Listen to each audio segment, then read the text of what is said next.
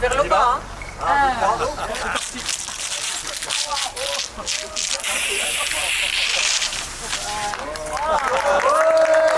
Je réponds aujourd'hui à l'invitation de maire de Stan, Azzeddine Taibi, pour rendre hommage au président Arafat aux 20 ans.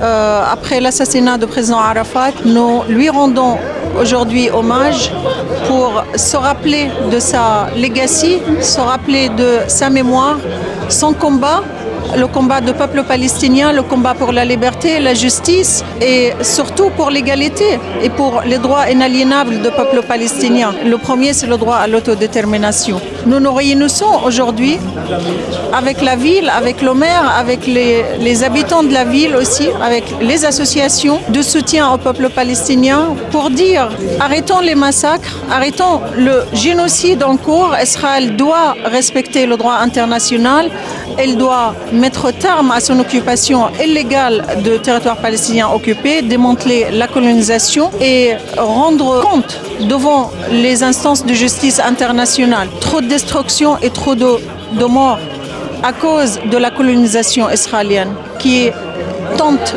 de déraciner le peuple palestinien de sa terre et qui tente aujourd'hui à éradiquer et nettoyer ethniquement ce peuple palestinien. Yasser Arafat, c'est un Palestinien qui a porté cette cause et le message du peuple palestinien pendant des décennies avec ses camarades.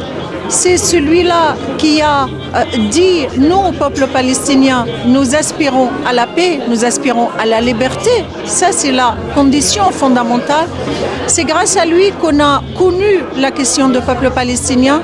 C'est grâce à lui qu'on a entendu le message du peuple palestinien. C'est grâce à lui qu'on a humanisé le peuple palestinien qui est aujourd'hui déshumanisé, qui est diabolisé. C'est grâce à lui et au message qu'il a porté qu'il ne faut pas faire l'exception du peuple palestinien quant à leurs droits, à la reconnaissance de leurs droits fondamentaux.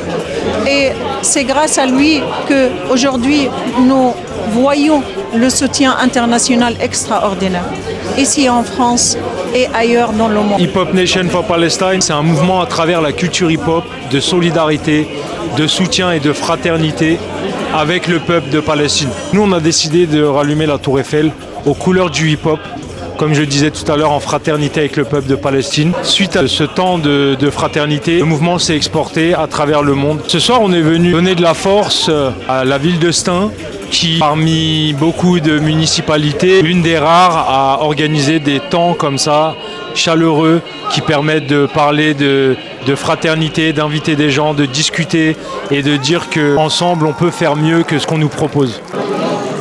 Un soutien extraordinaire que nous saluons de chaque homme et femme libre dans ce monde qui partagent nos valeurs, les mêmes valeurs, les valeurs universelles d'égalité, de liberté.